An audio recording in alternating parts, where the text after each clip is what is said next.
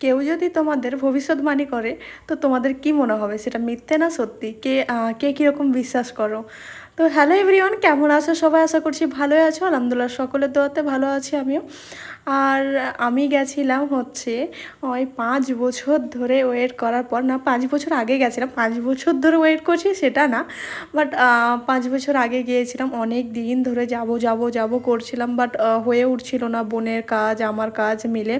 নানি নানাও গেছিলেন এখানে। আর গেছিলাম হচ্ছে পাথরচাপড়ি। মানে অনেকজন চেনেন, আবার অনেকজন চেনে না। তো সিউড়ি পেরিয়ে যেই পাথরচাপড়ি একটা দাতা বাবার মাজার আছে, ওখানেই গেছিলাম। যেতে যেতে এই যে এক কাণ্ড হয়ে গেল, টোটোটা খারাপ হয়ে গেল। তো মাঝ রাস্তায় দাঁড়িয়ে পড়লাম, আরও একটা নতুন একটা টোটো আসলো, মানে নতুন বলতে আর একটা টোটো পাঠালো। তারপর ওই টোটোতে এসে রামপুরহাট পৌঁছে গেছি। আর যাবো যাবো করে এমন দিনে পড়লাম যে একদম নিম্নচাপের দিনে। ভাবতেই পারিনি যে এই অবস্থায় আমরা যেতে পারবো। কিন্তু আর কি বলবো, অনেক দিন ধরে ওয়েট করছিলাম, তাই সকালে এসেই উঠে নামাজ টামাজ পড়ে রেডি হব, সেই সময় দেখলাম যে হালকা হালকা বৃষ্টি পড়ছে। নানিকে জিজ্ঞেস করলাম যে কিভাবে যাবেন। নানি বলছে আজকেই মানে এইসব জায়গায় গেলে না ডাকার একটা প্রয়োজন থাকে, মানে বলে না যে ওপরওয়ালা না চাইলে কোথাও কেউ যেতে পারবে না, একটা পাতা দাগ নড়ে না, সেরকম ব্যাপার। তো সেই রকম আজকের দিনেই হয়তো ডেকেছিলেন দাদা বাবা, হয়তো আজকের দিনেই আল্লাহ চেয়েছিলেন যে আমরা যাই। এই বৃষ্টির মধ্যে চলে গেলাম সিউড়িতে নেমে মাজারে যাওয়ার জন্য, মানে পাথরচাপড়ি যাওয়ার জন্য বাস ধরলাম। বাস ধরে এখানে নামিয়ে দিলে একটা মাজারের জন্য একটা টোটো নিয়ে নিলাম। তো এখান থেকে আপনারা যারা যাবেন তারা ডাইরেক্ট বাস আছে, কিন্তু ওই বাসটা একটু লেট করবে, সেই জন্য আমরা আবার ওখানে সিউড়িতে নেমে অন্য একটা বাস ধরলাম। আর এই যে চলে এসেছি। আর এখানে গেছিলাম মা, আমি, অনু, নানা নানি। আর এখানে একটা রুম নিয়ে নিয়েছিলাম, যেহেতু বাথরুমের একটু তো প্রবলেম হবে, বুঝতেই পারছেন। আর সারাদিন কোথায় থাকবো এই বৃষ্টির মধ্যে। আর আমরা একটু মুড়ি নিয়ে গেছিলাম, ওখানে চপ টপ কিনলাম। তারপরে এখানে মিষ্টি নিয়ে গেছিলাম অনেক রকম, তো সেগুলোই খাওয়া দাওয়া করে, কারণ সবাই হচ্ছে গ্যাসের রোগী। বাইরে পুরি টুরি খাবো না ভেবেই রেখেছিলাম, তার জন্য আমি নানিকে বলেছিলাম কয়েকটা মুড়ি নিয়ে যাবেন। বাড়ির মুড়ি এক আলাদা, বাইরে কিনে আলাদা, বুঝতেই পারছেন, বাড়ির ঘরের চালের মুড়ি এরকম ব্যাপার। তো মাজারে যাব, এদিকে অনেকক্ষণ ধরে বৃষ্টি থামছে না, তো ফাইনালি চলে গেলাম। কিছু করার নাই, যেহেতু নিম্নচাপ ছিল, তো এই অবস্থাতেই যেতে হবে, বুঝতেই পারছেন। তাই চলে গেলাম এখানে মাজারে। আর যেহেতু মাজারে মেয়েদেরকে যেতে হয় না, কার কি মত আমি জানি না, কিন্তু আমি যতটুকু জানি আমার আমি সেই এতে বলছি, মাজারে মেয়েদেরকে যেতে হয় না, তাই আমরা ভিতরে তো যাইনি, কিন্তু আশেপাশে এই জায়গাগুলোতে গেছিলাম। অনেক, মানে বললাম না 5 বছর পরে এসেছি, তো খুব ভেবেছিলাম অনেক আনন্দ করব, অনেকক্ষণ থাকবো, বাট বৃষ্টিতে এই ভিজে ভিজে আমার অবস্থাও খারাপ হয়ে গেছিলো। আর হচ্ছে এখানে ঠান্ডাও লেগে গেছিলো পরের দিন। আর এখানে আমি বললাম না ভবিষ্যৎবাণী, মানে এখানে মাজারে যখন গেলাম, ওখানে তো অনেক বাবা টাবা থাকেন না, তো আমাকে দেখে, মানে আমার নানিকে দেখে বলছে যে এই মা হচ্ছে মানে মাছ মাংস ছাড়া ভাত খায় না, মানে হঠাৎ করে এরকম বলে উঠলো। আর আমাকে দেখে বলল যে এই মেয়েটা মানে এত, মানে যেটা করবে, জেদ ধরে নেবে, সেই জিনিসটাই করবে, ওর মনের জেদটাকেই পূরণ করবে, এরকম টাইপের বলছিল।